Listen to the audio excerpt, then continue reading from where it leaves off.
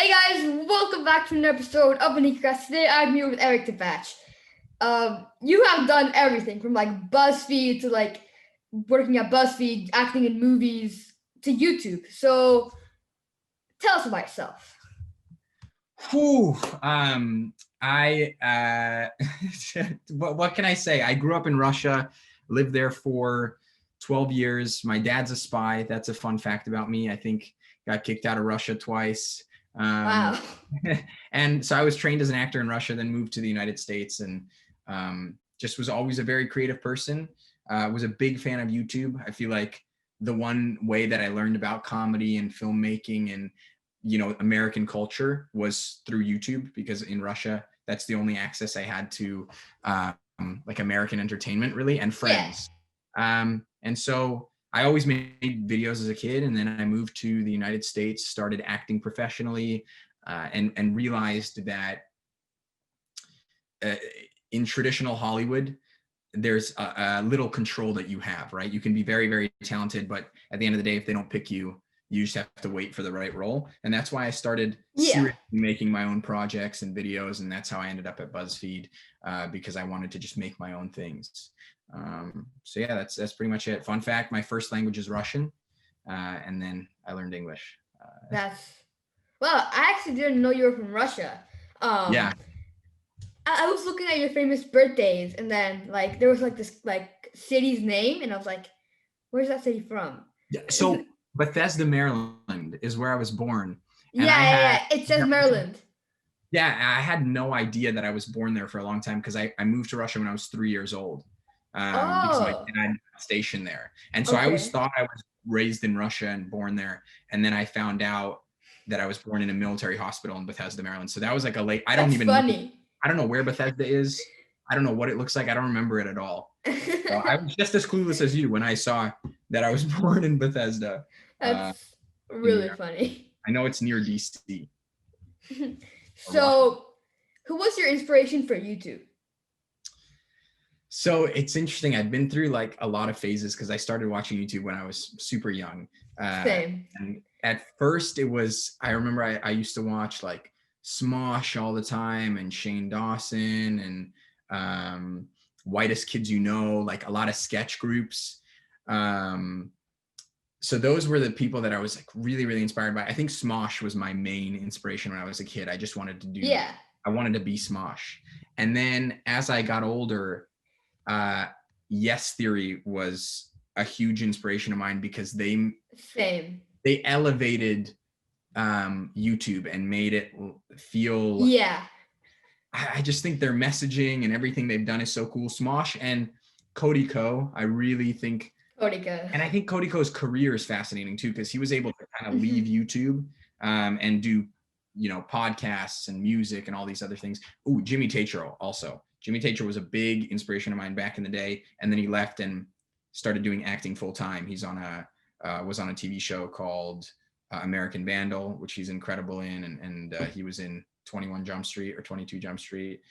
So that's very, very inspiring. I have a lot of H3H3 too is very, I think, like very inspiring videos, and then comedic videos are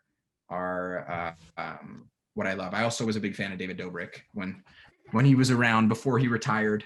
What he did. I got that joke so late. Like before you retired, I was like, and then I got it. I'm a comedian. What can I say? I'm a funny guy. But yeah, that's those. I would say those are my inspirations when it comes to YouTube. Yeah, like you mentioned about the faces part, I definitely had like different phases of people I watched. Like in the very beginning, it was like the Minecraft YouTubers, like Stab Me Long Nose, DIDNT, My Bush Squid. Then it was like vloggers, like Roman Atwood, Logan Paul. Yes Theory was like the second phase, and Yes Theory has like been all different phases. But yeah, I definitely have had different phases of people who have inspired me. Who are you really into right now? Who are you watching the most? Tucker Doss, AIRRACK, Yes Theory. So fascinating. I feel like AIRRACK and Tucker Dawson, Beast, and all of it. It's like this new. Oh yeah, Mr. Beast. Yeah, it's interesting. It's like a completely. I feel like YouTube goes through phases, right? Like like when it first started, it's just like minimalistic, like comedy and very personal. Then it became vlogs, like people wanted to see your life. And then now it's like this crazy stuff. Big, crazy stuff. Like we'll do whatever for content. I'm curious what the next phase will be, but yeah, I'm excited. I'm excited to watch AIRRACK. Shout out to AIRRACK. I love him. Big shout out to AIRRACK. Yeah, I met AIRRACK when he at the start of the Couch series, at the start of the Logan Paul Couch series, and seeing what he's done is like fascinating to have seen his journey and how he's kind of approaching YouTube in general is really cool. He's grown like so much. I watched his Stranger Things video on my school iPad because I was grounded, so I like for a while. Wow. So that was like one of his first videos. Yeah. And then I forgot his name, and then when the Logan Paul Couch series, that's when I started watching him again. Like I watched that video and the other one, and then I didn't watch until like a couple months later until he did the Couch series. But I like totally forgot about his name. But I hadn't signed in on my school iPad, so I couldn't like subscribe or anything. But yeah. Damn, yeah, he's that Couch series was I was in after he got Logan Paul's Couch. I did the next few episodes with him when he got beat up by Jake Paul and all this stuff, and it's some of the most difficult content to make. Like I remember, I can imagine. I flew out to LA and I started filming, and we were just so stressed and exhausted. It was that type of content is not. It's very draining. Like I don't know how these people don't burn out. I'm curious to see how they're going to keep doing it consistently. It's so hard. Yeah, like I can imagine, especially with like Mr. Beast, which they're very big like productions. You can tell. So I'm surprised, like after like a long time of doing YouTube, I'm surprised he hasn't like taken any breaks or like burned out, which is amazing. I don't know how they do it. Like even Dobrik, it's I have no idea how he made 3 videos a week for that long. You just get into a rhythm, I guess. I think the key to YouTube is one of the biggest things is if you figure out a format, it's a lot easier to stay consistent. Like the problem I've fallen into is because I'm so new to having my own channel. I'm constantly reinventing the wheel. My videos are different every time I upload. So it's very hard to stay consistent or stay in a rhythm because you're coming up with a completely new video every time. You're not like, okay, this is my format. I always start it like this and I do big stunts. What stunts can I come up with? For me, my brainstorming process is like just from scratch every time. I'm like, I feel like doing this, so I'm going to go tell this story. I think Yes Theory went through that phase for a while as well. And then once they found their like niche storytelling format, they were able to be a lot more consistent. Yeah, I definitely agree with that. Because for me, it's kind of similar because like I go from like making like YouTube shorts, like Minecraft YouTube shorts, to like commentary videos about Minecraft, to like podcasts, like videos of me talking. Yeah, I definitely. Yeah, it's hard when you're like doing so many different, splitting your brain into different compartments all the time. But yeah, it's fun though. It's so fun. Yeah, it's crazy. I mean, like, you know, 10, even like 20 years ago, we wouldn't be talking, or we wouldn't have, like, unless you're a celebrity, you don't have the ability to make something. You need a lot of money. Now we pick up our iPhone and we can do whatever we want, or you know, you set up a Zoom call and you're interviewing people and doing a whole podcast. It's so cool. Yeah, it's definitely so cool. So a couple of years ago, like a year ago, 2 years ago, maybe, you were in BuzzFeed video. So how did you get to work with BuzzFeed, and why did you leave BuzzFeed? Yeah, so when I was in college, I was at NYU studying economics. I don't know why. I don't know why I picked economics, but that's what I was studying. And I remember all of the counselors at BuzzFeed, at NYU, were like, all right, you're going to have an interview at JP Morgan, or you're going to do an internship at this bank or whatnot. And I was like, oh, no, I'm just learning economics for fun. I'm an actor.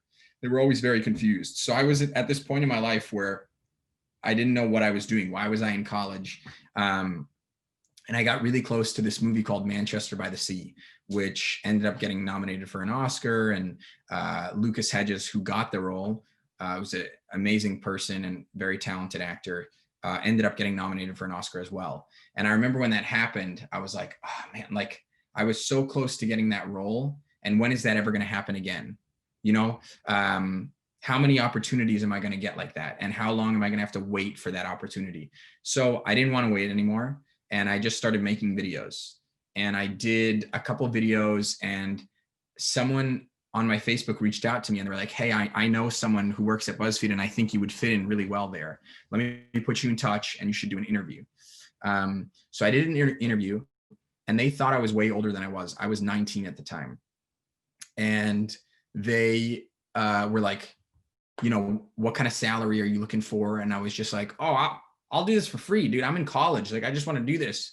And they're like, oh, okay, sounds good. And then they never called me because they realized I was a child.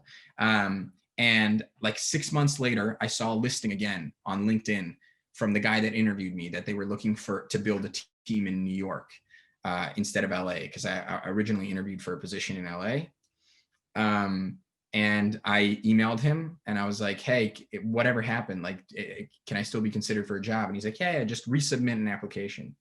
So I resubmitted. I got called in. They like, I did a weird interview where you go on this website and it writes a question and then it gives you like 30 seconds to answer. So it's like a pre-recorded interview. It was weird because I would finish my answer 10 seconds in and I would have 20 more seconds and I would just sit there. But I ended up getting an email from BuzzFeed saying, you know, we would love for you to meet the team. So I thought I got the job. I go in like shorts and a t-shirt and I sit down. I'm like, what's up? Super exciting. And they were like, so what can you offer BuzzFeed? And I was like, oh, I haven't gotten the job yet. What am I doing? Why am I so confident? So I did this whole interview. And after about like a month process, I ended up getting a fellowship, which is like a 3-month or 4-month trial with, you know, like 10 or 15 other people. And I get there and all these people are filmmakers. Like they all graduated from universities and film schools. And I didn't even know how to use Premiere. Like I didn't know anything. And in my interview, I told them I was a genius. I was like, I know how to do all these things, After Effects, etc. But I didn't know anything. So I just stayed up every night, learning how to edit, learning how to do all these things to get ahead of my competitors per se. To get the job. To get the job, exactly. And the first video I made was X's Kiss for the First Time. And that video got like I think it's almost at like 30 million views right now. Wow. And then I made another video that got like 15 million views. And during that trial, my videos were going more viral than anybody else at BuzzFeed, even the shows. And I was making the top videos. I made a Holocaust documentary that ended up blowing up on Facebook, got like 50 million views. And it was like such a passion project for me. So I was just having an incredible time. When I searched Eric Tabach, that was like one of the first things that came up. Really?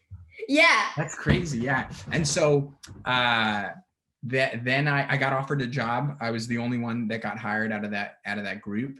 And I was the youngest kid at BuzzFeed. I was 20 years old. So when they had parties, I wasn't even invited because I couldn't drink because I was under 21. So I was never allowed at parties. I wasn't allowed at events.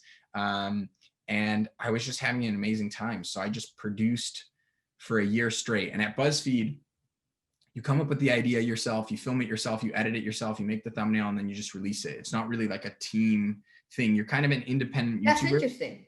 Yeah, working for a company, basically.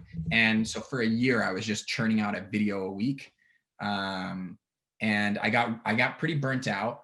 And I started focusing on acting more. So I did a TV show, I did Law and Order, I did a play off Broadway, then I did a play in San Francisco. So BuzzFeed was really cool with letting me leave. I would leave for like 3 months sometimes, or you know, a month to do a film. And they'd be okay with it? Yeah, I don't know how. What? I mean, there were a couple times where they said, where, you know, my manager would say, hey, I think you're going to get fired if you take this acting job. And I was like, look, I'm going to take this acting job. And then I would leave and they would email me that I got promoted. So like, I don't know.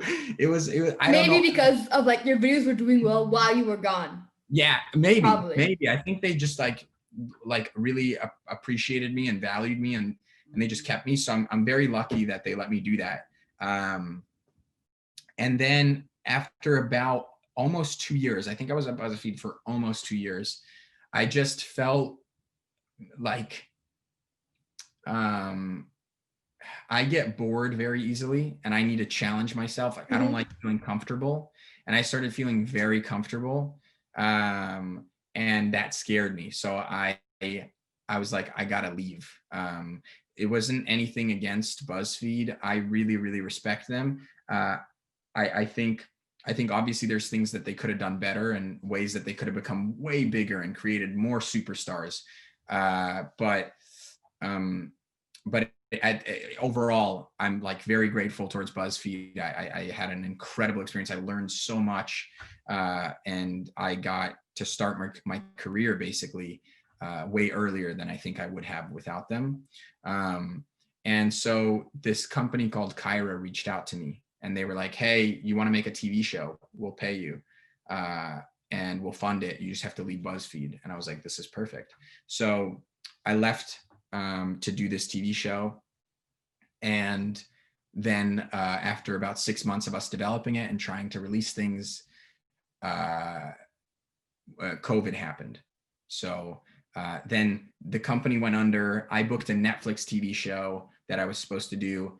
That got canceled. So everything stopped. And I was like, you know what? That's so unlucky. Yeah, it was very unlucky, but also like I made the best of the situation. I came back home for a little bit. Like I'm at my childhood bedroom right now. That's why I have a shit.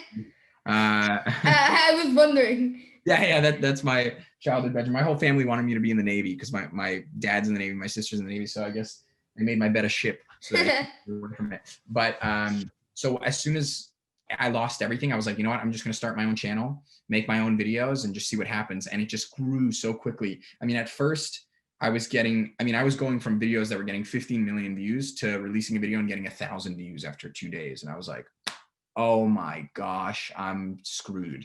But I just kept going with it. I was releasing 3 videos a week. I wasn't sleeping. I was just filming and editing, doing everything by myself. And then I introduced my best friend, and he started managing the channel, and we just started growing really, really fast. And it was amazing. And then it's really hard to navigate because once you start growing, you start getting other opportunities, right? Like AIRRACK wanted me to work with him, and Yes Theory, I was working with Yes Theory. So as you start taking all these other opportunities, it's hard to manage your own channel. So there's like dips, and like my channel would die multiple times, and then I'd have to like bring it back up. So yeah, I'm excited about this year now to see what I can do on the channel. I'm very excited. Yeah, like hopefully COVID goes away, because that leaves so many more like opportunities for people. Because I had a friend that I interviewed. His movie was gonna go out in October of last year. It couldn't because of COVID. So a lot of different things have just like caused things to stop because of COVID. It's just so annoying. And yeah, it's tough. Luckily, I took advantage of the situation. I don't know if you saw the video, but I made the #1 box office movie in America. Yeah, I saw that. Yeah. So I did this stunt, and you know, I lost an acting opportunity, but then I made an opportunity out of the situation, and we actually got funding after that story went viral to make a feature film. So my friend Christian and I, we actually made a feature a couple months ago. We shot in New York City for about a month, and it's going to be done fully edited in February, and then we're going to see what the release plan is for it. So that's very exciting. Was it called Unsubscribe? Unsubscribe was the short that we made that for the stunt. Okay. And then this is going to be called Dashcam. Yeah, like a full movie. Okay. And I'm the star. So it was, I mean, it's really cool. We just made our own opportunities. I think that's my like life story and life message, is just like making opportunities for yourself. That's also why I'm so inspired by what you're doing, because you're just like reaching out to people and going and making your own things. So I think that's the most important thing, is just like do it yourself and find opportunities for yourself. Don't wait for anybody to discover you and be like, you're going to be a star. Just do it, you know? Yeah, I definitely agree with that. So how do you come up with your video ideas? Because they go from talking people to the dark web to making a movie. Yeah. And that's a blessing and a curse, because with YouTube, when you, as I was saying, you don't have consistency, like your themes or the way you do a video, YouTube's like confused. The algorithm's confused by what your channel is. But my mind is so, I guess, vast in the things I want to do. So I'm on the dark web and Omegle, and then I'm making #1 box office movies, or like going on an adventure with a stranger. It's so different. But the ideas, it's so weird. I like, there's a couple different ways that I come up with ideas. Sometimes an idea just comes into my head and I just write it down. I just have like an ongoing list of notes. And it's like randomly pops into my head. I see something or I read something, and my brain just is trained to kind of work in a way that tries to turn that into a creative thought, right? So like the #1 box office movie idea came from me checking the box office and seeing movies were making no money. And I was like, there's gotta be an idea here. What if I made the #1 box office movie? And then boom, the concept is there. The dark web one's more, I was brainstorming with my friend Vincent, and we do those every so often. And I saw, dark web stuff does well. What can I do crazy on the dark web? And I was like, no one's ever FaceTimed anyone, like revealed their identity on a website that's about hiding your identity. So I just thought that was an interesting concept. The ideas always just stem from me being like, ooh, that's interesting. Like, I'm curious what would happen. But there's no like formula to it. There's no like, I sit down and I drink green tea and they just start coming into my brain. That's similar to like how I get my ideas. I'm just like sitting down watching a YouTube video and they just come into mind. Exactly. It just pops in, and it's like, you're like Hulk. You have no control over your power. You know what I mean? Sometimes you have no ideas and you're like, oh no. And then sometimes you're just getting all these ideas out of nowhere. So it's just a matter of practicing and writing down a bunch of bad ideas, and your brain will start to program itself to come up with things. Yeah. So what are your goals for YouTube?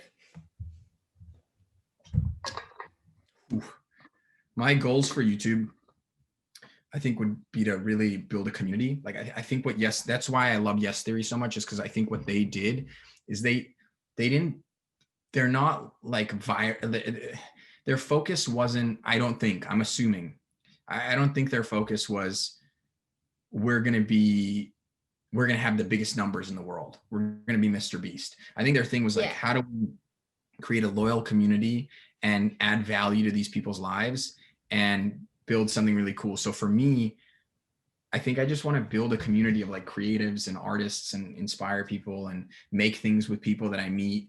Like you reaching out is so cool, and maybe one day making a project with you or whatever that is. I think my goal is, that'd be amazing.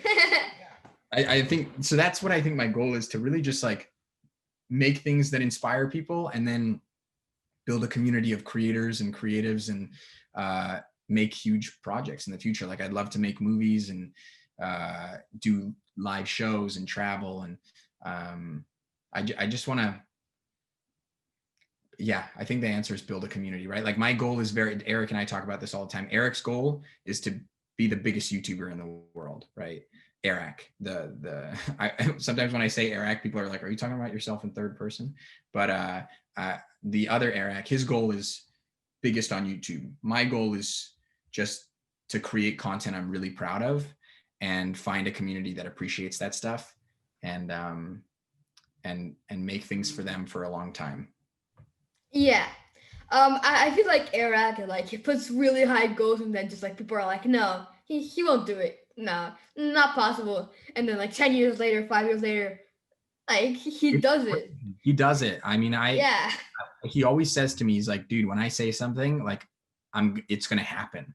And like when he said he was at 700,000 subscribers or something like that, and he was like, he had 2 weeks left, and he's like, I'm going to hit 1 million subscribers. We're just going to have to do it. And I was like, how are you going to do it? You're just not going to do it. It's just physically, unless it's like not the same a miracle. thing. Yeah, I was like, unless a miracle happens, it's not going to happen. And then he was like, I'm going on an island. You want to come? I'm going to live there until I hit 1 million subscribers. And I was like, no, I don't want to come. This is impossible. I don't know what you're talking about.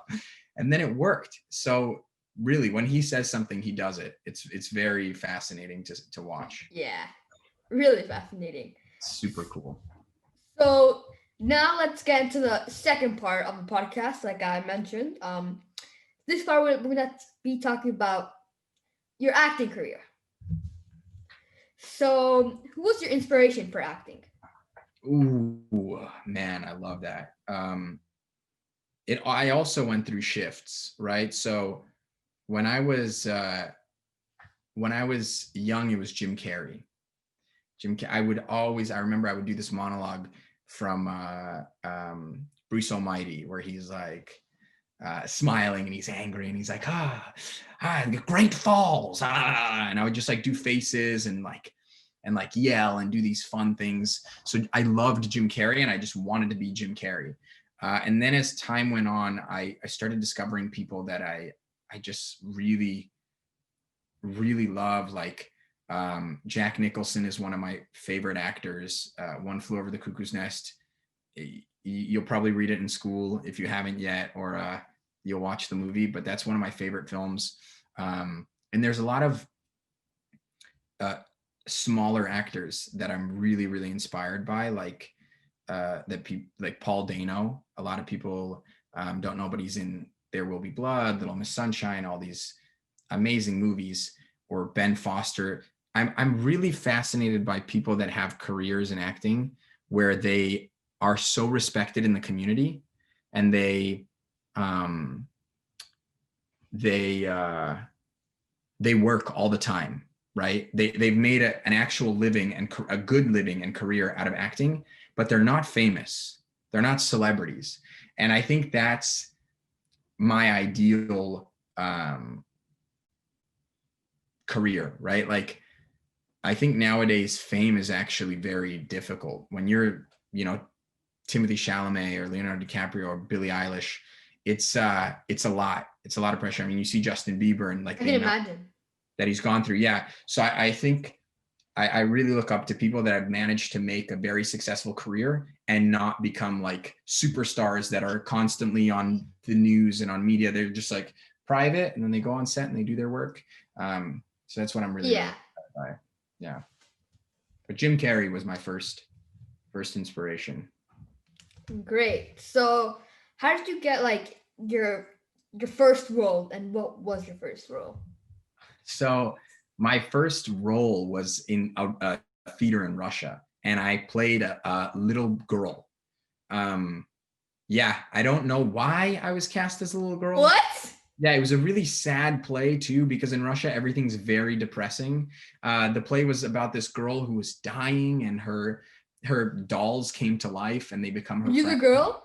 No, I was like a little baby doll girl. It was such a play. And after the show, people didn't know that I was a guy. So they would like compliment my mom, and they would be like, your daughter's like amazing at acting. So that was my first role. And then I actually ended up getting this movie in Russia where it was a cartoon, and I did stop motion, where they would put on like suit on me with the dots, and I would like run around and do this stuff. But it was really janky in Russia. Like they tied a rope to my foot and then like pulled me up to a ceiling, but it was like just a regular rope. There was no safety, and I had to fly. Man, it was a weird experience. But then in the US, my first big role was in this movie called Love is Strange. Yeah, I was about to talk about that, but yeah, and it was insane because I had like a couple small roles in America, and then that one was the first big one where it was like I go on set and there's Marissa Tomei, who's an Oscar winner from My Cousin Vinny, John Lithgow from Third Rock from the Sun, and Dexter, and all these, I mean, huge projects. Alfred Molina, who was a doctor. Imagine just walking into a room and you see like Mr. Beast one side, Logan Podcast side, like that's what it was like. It was like I came in and it's like all the most famous people ever, and I got to work with them, and the movie did really well. And then I just kept auditioning and going on meetings, and acting is really fascinating where you'll get a role and you're on such a high. You're like, I'm so successful, and then you won't work for a couple months, and then you'll get another one, and it's like very volatile. So you have to become very at ease and okay with, you know, just working and not working, working and not working. But that was an incredible experience to do that movie. It was just, it was like a dream come true. I remember I used to cry whenever a movie would finish and I would have to go home. I would like cry because I would be like, man, that was like the happiest I've ever been, and I don't want it to ever end. So whenever the projects would end, it would be so hard for me to like accept it, because you just like love it so much. And yeah, it's like my happy place is just being on set and acting. Because when you're on set,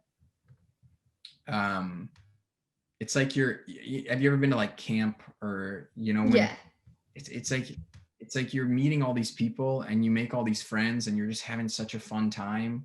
And then you don't see them again for like the rest of your life. You don't see them again ever. You know what I mean? Most of the time, I mean, sometimes you stay friends. Like I stayed friends with Charlie. He's an unsubscribed, Charlie Tahan, who was in Love is Strange as well. So sometimes you stay friends, but a lot of times you like build these such amazing bonds and you become best friends on set, and you're like, oh my God, we're gonna stay friends forever. And then the moment the movie ends, you just never talk to them again. Yeah. So it's so sad, but that's just a part of life. Yeah. Yeah. So what's like your favorite show you have done?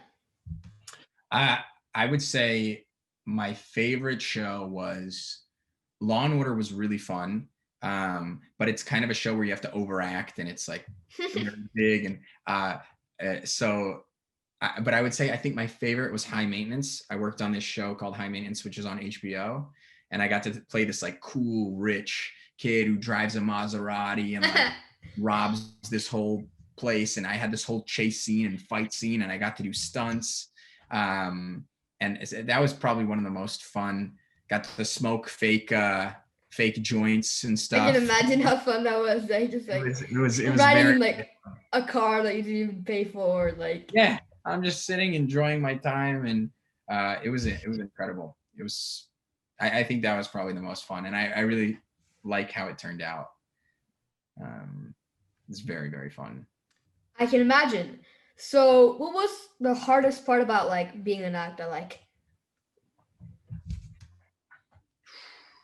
so many hard things. I would say the hardest part is like, and I think it's similar with YouTube, it's just not getting in your head and doing it because you love it. Like not worrying about the industry or the business of it, right? Like I've fallen into the trap of like focusing so much on analytics in YouTube and click-through rate and all these things, and it like takes away the joy, right? And you have to learn to just focus on doing it because you love it. Same thing with acting, where you go to all these auditions and you're like, what do they want to see? What can I do to get this role? What can I do to get this role? And you have to learn to not think like that and just go in and have fun and be like, wow, I get to memorize these lines and go in and perform for a director. And if they cast me or not, who cares? I'm having fun. And I think that's a really hard thing to learn, to just like not care as much. I think that's with everything in life. I think the moment you learn to not care as much and just enjoy it, you're going to be very, very successful once you unlock that superpower. So I would say that's the hardest thing. It's not even the acting part, although that is very complicated and very difficult. I think the mental stuff is always harder. Yeah, because I've seen myself recently like comparing like my girls from like 2017, 2018, and like 2019, just like looking at that a lot. So yeah, that definitely can carry you away. Exactly. Dude, you are so wise. This is crazy. Thanks. Are you like a 50-year-old that just looks 12, or are you genuinely? No. So crazy. You're such a wise kid. Amazing. When you become super, super successful. Really means a lot. Yeah. When I text you when you're a superstar, just please respond to my text. I will. So, do you have any advice for YouTubers/actors?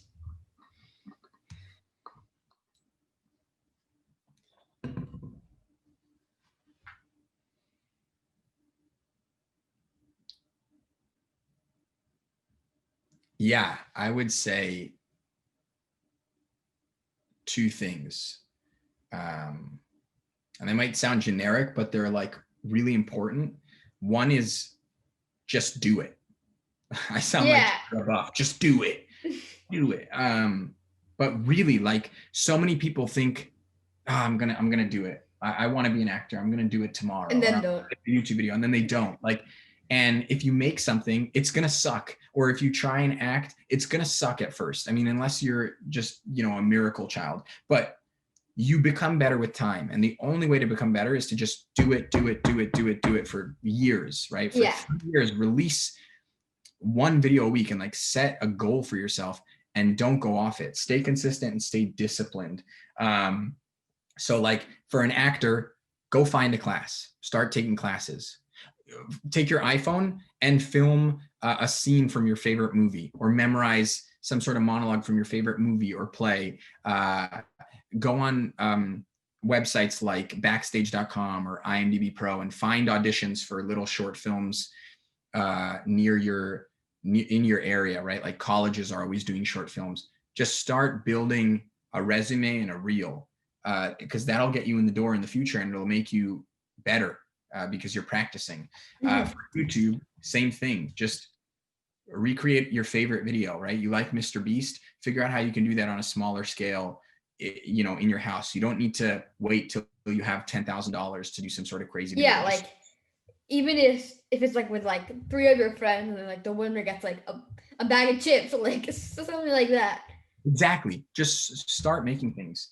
And then the second piece of advice is, oh man, I forgot it. I got so carried away. Well, what was it? It was an important one. It was, the second piece of advice is do it for the right reasons. So like, don't do it for the money, do it to entertain. Yeah. And like, obviously there's a part of you that's like, some people are probably like, oh, it's cool to be famous, or oh, it's cool to make money, which is fine. Everybody experiences that, and you might grow out of it or not. But I would say if there's, I like hate this advice, but I also love it, because people told me this as a kid. They were like, hey, Eric, if there's anything else you want to do that, right? Because this is such a difficult path. So like, if you want to be a doctor, or you want to be a real estate agent, do it, right? If there's any part of you that wants to do it, do it. But if there's nothing else, if you can't see yourself doing anything else, and you just have this fire inside you that wants to act, or wants to entertain, or create YouTube videos, or do stand-up comedy, or write, whatever it is, then this is the right path for you, right? Like, and you don't really need to figure that out too. It's not, I think the first piece of advice was more important, because I think with time, if you start making videos and you're like, I don't really like, you'll figure it out if it's for you or not. But I would say, just make sure you really love it, and it's really a passion, rather than, some sort of thing that you're like, oh, everyone's doing it, or like, this is how you become successful now, so I'm going to do it. I think it should come from a real place. Yeah, like with the part that like through time you notice if you want to do it. Like, I've been doing this for like 6 years, and there was never a point where I was like, this is boring. Yeah, so exactly. 6 years. Like, I've always had so much fun. Like, whatever type of video it is, I've always had so much fun. Dude, that's the key. Like, if you're having fun, nothing else matters. You know what I mean? If you're having fun, you're going to be able to keep doing it, and you're going to become successful at it. I think fun is the key. Just make sure it's fun, and it'll be tough. Sometimes it won't be fun, but as long as overall you're like, this is what I love. I think that's the most important thing. So I love to hear that. I love to hear that you're just like, I'm having so much fun for the past 6 years. Yeah. That's really great. And I just like, the other day I noticed I was watching this like person I interviewed, and then he invited me onto his live. And then people were saying how old I was. I said 12. How long have you been doing YouTube? 6 years. People were like, that's half of your life. Yeah, that's literally half your life. Yeah. That's crazy. And I've never gotten bored of it, which is, I'm surprised myself. That's incredible. I mean, I'm so glad to hear that. That's very, very, very exciting, man. I've done a lot of interviews, and you're one of the best people I've ever done an interview for. Thanks. I don't know how you're so good at such a young age, but you means a lot. You've done a great job. You need to get on Ellen or something like that. Someone needs to discover the talent that you have. It's amazing. I'm sure they will soon. I've been on like other smaller podcasts. I got invited to co-host another podcast for like one episode. It was actually with Max Foss. Max Foss was in it. He was the guest, obviously. But yeah. That's incredible. How is Max, by the way? I know Max as well. He's a very talented guy. He's really nice. That's great. I love Max. I want to meet up with him. I hope COVID ends so that we can all start meeting up and creating things together. But yeah, dude, you're an inspiration. I want to do a podcast and interview you. You're a fascinating human being. I'm down. Very fast. When I start my podcast, you'll be the first guest. That would be an honor. 12-year-old YouTube prodigy. Thanks. I love it, man. I love it. So before we end, thank you so much, Eric, for coming on the podcast. Really means a lot. So before we end, again, are there any social medias or acting projects you have coming up that you want to promote? Ooh, yes. At Eric Tabach everywhere. Instagram, YouTube, TikTok. Link in the description. Link in the description. Hit like, subscribe, and movie projects. The movie Dashcam that I made will be out at some point this year. So keep an eye out for that. We have an incredible cast, and it's going to be a really, really good film, hopefully. And Unsubscribe might get nominated for an Oscar, so we'll see what happens with that. If it does. Part of the stunt. If it does, that's amazing. I'm gonna try and get you a ticket to the Oscars. Yes, please. I love it. Yeah, that's pretty much it. Just videos coming out, and the movie Dashcam will hopefully be out soon.